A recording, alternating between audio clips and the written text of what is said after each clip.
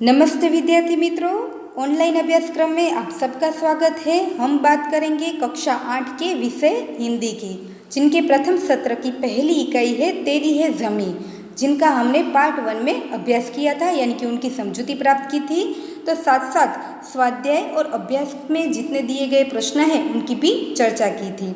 तो आज दूसरे पार्ट में हम समझने वाले हैं भाषा सचता। आपकी पाठ्य पुस्तक में यह टॉपिक दिया गया है, जिनको हमें क्या करना है, समझना है। तो बात करते हैं भाषा सचता की। यह भाषा सचता क्या है? तो भाषा को एक प्रकार से सजाना, व्याकरण के नियमों के आधारित भाषा को अच्छे से सजाना, उनको सीखना, जिसे हम भाषा सचता के रूप में पहचानते हैं। तो यहाँ भाषा सचता में व्याकरण का एक टॉपिक दिया गया है, वचन परिवर्तन कीजिए। यानी कि अब तक की कक्षा तक वचन क्या है उनके बारे में आप सभी लोग समझूती प्राप्त करके आए हैं। तो अब हमें क्या सीखना है? वचन को परिवर्तन करते हुए सीखना है। आप देखेंगे तो 8वीं कक्षा में आपको कोई भी एक वाक्य दिया जाएगा और उनको वचन परिवर्तन करके फिर से लिखना होगा, या तो कोई भी एक शब्द दिया गया होगा, उनका वचन परिवर्तन करना होगा, या तो कोई परिच्छेद होगा, पूरे परिच्छेद को वचन परिवर्तन करके फिर से लिखना होगा। तो इसी प्रकार वचन परिवर्तन किस तरह से किया जाता है, उनके नियमों को आज हमें समझना है। वचन परिवर्तन करने के लिए हमारे हिंदी व्याकरण में उनके कुछ नियम दिए गए हैं और उन नियमों की समझूती के आधारित ही हमें क्या करना है, वचन परिवर्तन करना सीखना है।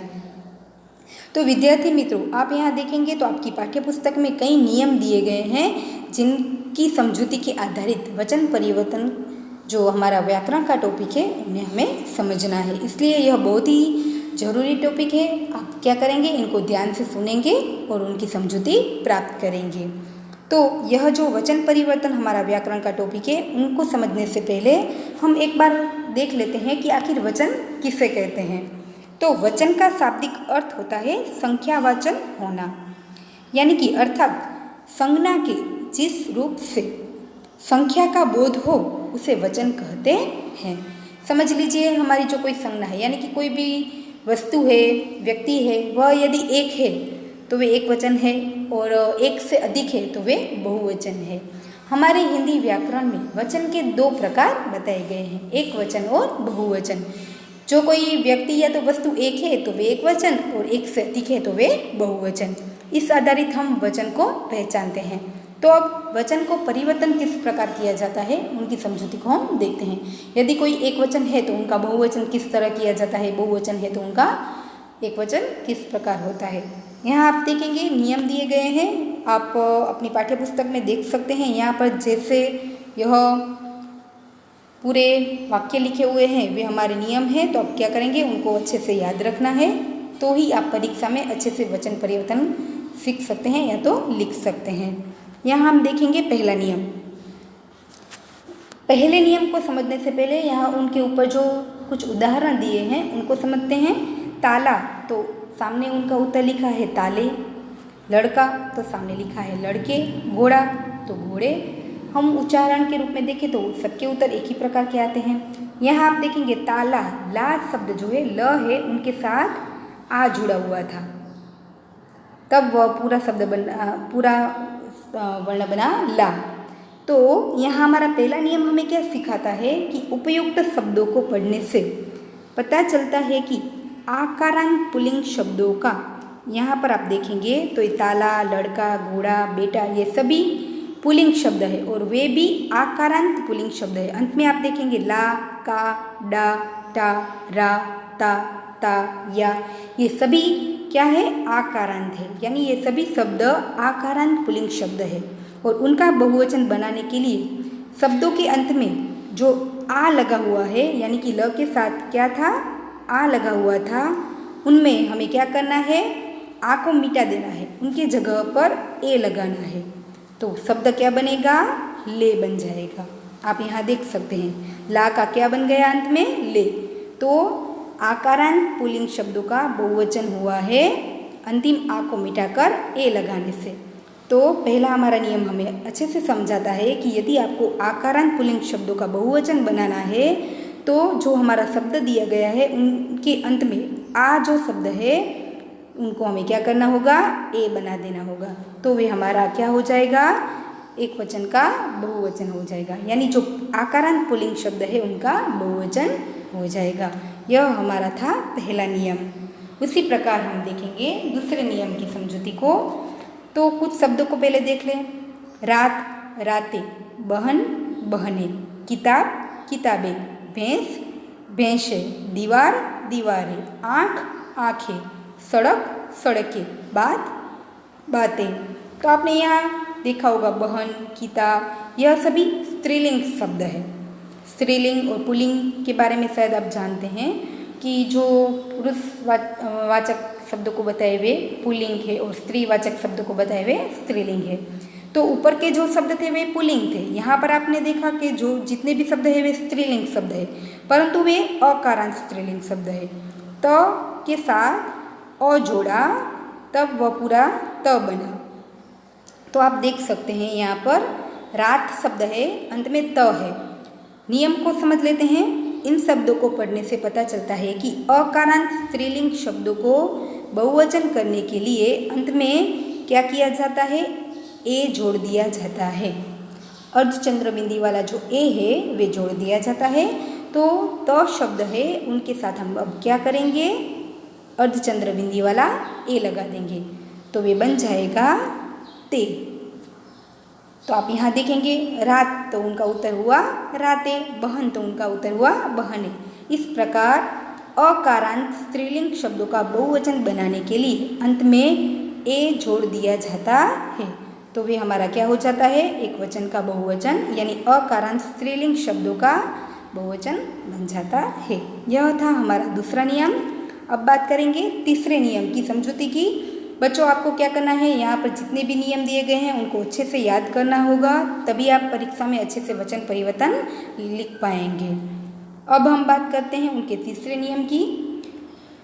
तो कुछ शब्द है लता लताएं, कन्या कन्याएं, बाला बालाएं, महिला महिलाएं, सेवा सेवाएं, बालिका बालिकाएं, भाषा भाषाएं, पाठशाला पाठशालाएं। अब उनका नियम क्या हमें समझाता है कि यहाँ हम देख सकते हैं कि आकारांत स्त्रीलिंग शब्दों का, ऊपर जो शब्द थे वे अकारांत स्त्रीलिंग शब्द थे, यहाँ पर जितने शब्द है वे आकारांत स्त्रीलिंग शब्द है। त है उनके साथ आ लगा हुआ, तभी वे था ता। तो यह शब्द क्या है, आकारांत स्त्रीलिंग शब्द है। तो यहाँ हम देख सकते हैं कि आकारांत स्त्रीलिंग शब्दों का बहुवचन बनाने के लिए भी शब्दों के अंत में ए लगा दिया जाता है। यदि अकारांत स्त्रीलिंग शब्द हो तो भी उनके अंत में ए लगा दिया जाता है, आकारांत स्त्रीलिंग शब्द हो तो उनके अंत में भी ए लगा दिया जाता है। तो हमारा आकारांत स्त्रीलिंग शब्द का बहुवचन हो जाएगा। यहाँ पर जितने भी शब्द हैं उनको आप एक बार पढ़कर भी समझ सकते हैं। यह था हमारा तीसरा नियम। अब उनके बाद आप देखेंगे पाठ्यपुस्तक में पीछे पृष्ठ पर तिथि। तो तिथियाँ, विधि विधियाँ, लिपि लिपियाँ, ये सभी स्त्रीलिंग शब्द है। तो परंतु हम देखेंगे कि जो यह थी है वे क्या है, ईकारांत है, यानी कि ह्रस्व ई है। तो यहाँ नियम है कि हम देख सकते हैं कि ईकारांत स्त्रीलिंग शब्दों को उनके अंत में या जोड़कर बहुवचन बनाया जाता है। हमारा नियम हमें क्या समझाता है कि यदि ईकारांत स्त्रीलिंग शब्दों को बहुवचन में परिवर्तित करना है तो उनके अंत में अर्धचंद्र बिंदी वाला या लगा दिया जाता है, तो वे हमारा बहुवचन शब्द बन जाता है। उदाहरण के आधारित आप समझ सकते हैं, तिथि तो उनका हुआ तिथिया, विधि तो उनका हुआ विधिया। इस प्रकार ईकारांत स्त्रीलिंग शब्दों को, यानी ह्रस्व ई लगा हुआ हो ऐसे कोई शब्द हो, ईकारांत स्त्रीलिंग शब्द हो, तो उनके अंत में सिर्फ अर्धचंद्र बिंदी वाला या जोड़ देने से बहुवचन में परिवर्तित हो जाता है। यह था हमारा उनके बाद का नियम। अब हम समझने वाले हैं उनके बाद के नियमों को। फिर दिया गया है ईकारांत स्त्रीलिंग शब्द का बहुवचन करने के लिए शब्द के अंत में ई को ई करके या जोड़ दिया जाता है। बच्चों यहाँ पर था ईकारांत यानी ह्रस्व ई था, यहाँ पर है दीर्घ ई। आप देख सकते हैं सखी शब्द जो है उनके बाद दीर्घ ई लगा हुआ है। तो ये सभी शब्द है स्त्रीलिंग शब्द ही है, परंतु इकारांत यानी कि दीर्घ ई जोड़ने वाले स्त्रीलिंग शब्द का बहुवचन करने के लिए शब्द के अंत के जो दीर्घ ई है उसको क्या कर दिया जाता है, पहले ह्रस्व बना दिया जाएगा और उनके बाद या जोड़ दिया जाता है। क्या किया हमने, एक बार और फिर से देख लेते हैं कि जो ईकारांत स्त्रीलिंग शब्द है उनका बहुवचन बनाने के लिए अंत में ई जो है उनको सबसे पहले ह्रस्व ई में परिवर्तित करना होगा और फिर उनके बाद यह जोड़ दिया जाता है। आप यहाँ पूरा शब्द देख सकते हैं, यहाँ पर दीर्घ है तो यहाँ पर क्या हो जाता है, ह्रस्व, और उनके बाद या जोड़ दिया जाने से वह शब्द बहुवचन में परिवर्तित हो गया है। अब आप समझ गए होंगे इस नियम को। सबसे पहले हमें क्या करना है, यहाँ आप देखेंगे यहाँ पर भी ईकारांत था, यहाँ पर भी ईकारांत है, परंतु यह ह्रस्व था तो सिर्फ उनके अंत में यह जोड़ना था। यहाँ पर दीर्घ है तो पहले उनको हमें क्या करना होगा, ह्रस्व में परिवर्तित करना होगा और फिर उनके बाद या जोड़ देना है, तो वे हमारा शब्द एक वचन से बहुवचन बन जाएगा। उनके बाद का हमारा नियम है, उनको हम देखने वाले हैं। यहाँ आप शब्द पढ़ेंगे, पुड़िया पुड़िया, चूहिया चूहिया, बुढ़िया बुढ़िया। तो यहाँ पर भी आप देखेंगे अर्धचंद्र बिंदी वाले शब्द है, यहाँ के शब्द भी ह्रस्व है तो भी परिवर्तित हुआ है, परंतु हम यहाँ देखेंगे तो यहाँ पर या शब्द जुड़ा हुआ है। तो या अंत वाले स्त्रीलिंग शब्द का, ये सभी स्त्रीलिंग शब्द है, तो या अंत वाले स्त्रीलिंग शब्द का बहुवचन करने के लिए शब्द के अंतिम या को अर्धचंद्र बिंदी वाला या कर दिया जाता है। यह सिंपल सा हमारा नियम है। वह नियम हमें समझाता है कि जो स्त्रीलिंग शब्द के अंत में या लगा हुआ है तो उनका बहुवचन करना है तो या को अर्धचंद्र बिंदी वाला या कर दिया जाता है, तो वे हमारा एक वचन से बहुवचन शब्द बन जाता है। उनके बाद का हमारा नियम है, वस्तु तो वस्तुएं, धेनु तो धेनुएं, ऋतु तो ऋतुएं। यहाँ आप देखेंगे ऊ लगा हुआ है, क्या लगा हुआ है, ऊ। ऊकारांत स्त्रीलिंग शब्द, ये सभी शब्द भी स्त्रीलिंग है। ऊकारांत स्त्रीलिंग शब्दों के अंत में ए जोड़ने से बहुवचन बन जाता है। जहाँ पर भी ऊकारांत यानी अंतिम जो हमारा वर्ण है तू, त के साथ ऊ लगाया तब वे हुआ तू। तो ऊकारांत स्त्रीलिंग शब्दों के अंत में ए जोड़ने से हमारा शब्द है वह बहुवचन बनता है। यह बहुत ही सिंपल सा नियम है जिनको आपने समझा है। उसी प्रकार उनके बाद का जो नियम है वह क्या बताता है कि ऊकारांत स्त्रीलिंग शब्दों में ऊ का ऊ करके ए लगाने से बहुवचन बनता है। जिस तरह हमने ईकारांत में क्या किया था, यदि दीर्घ ई हो तो उनका ह्रस्व करके फिर अंत में या जोड़ा था, उसी प्रकार यहाँ पर ऊकारांत यानी कि दीर्घ ऊ हो तो उनको पहले ह्रस्व में परिवर्तित करेंगे और उनके बाद हम क्या करेंगे, अर्धचंद्र बिंदी वाला ए लगा देंगे।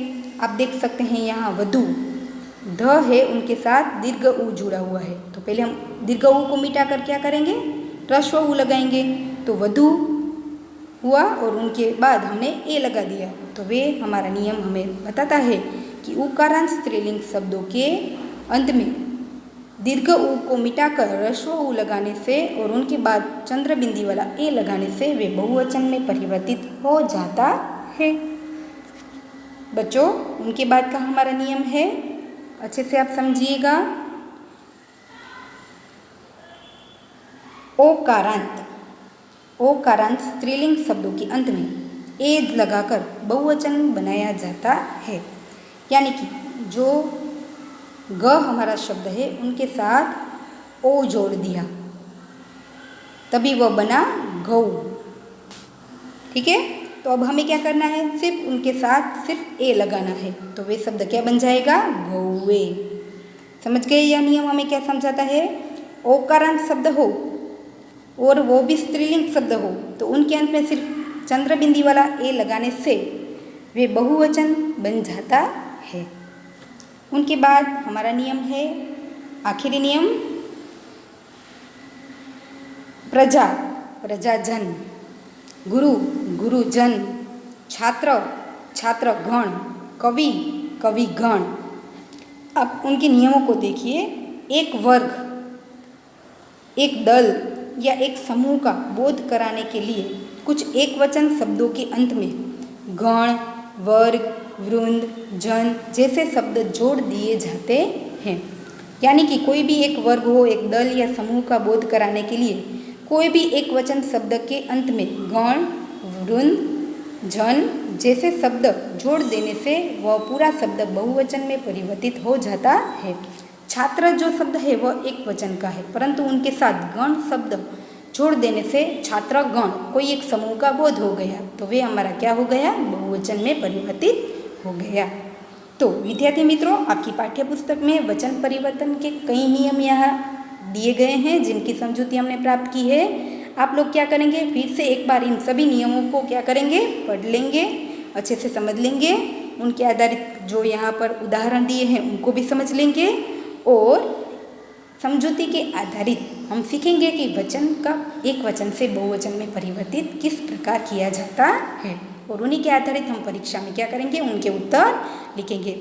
उनके उत्तर लिखने के लिए यहाँ जितने भी नियम दिए हैं उनको अच्छे से समझना बहुत ही ज़रूरी है। तो आप क्या करेंगे, अपनी पाठ्य पुस्तक में भी एक बार फिर से इन नियमों को पढ़ लेंगे, मौखिक रूप में याद कर लेंगे और उनके बाद उनके उदाहरणों को समझेंगे।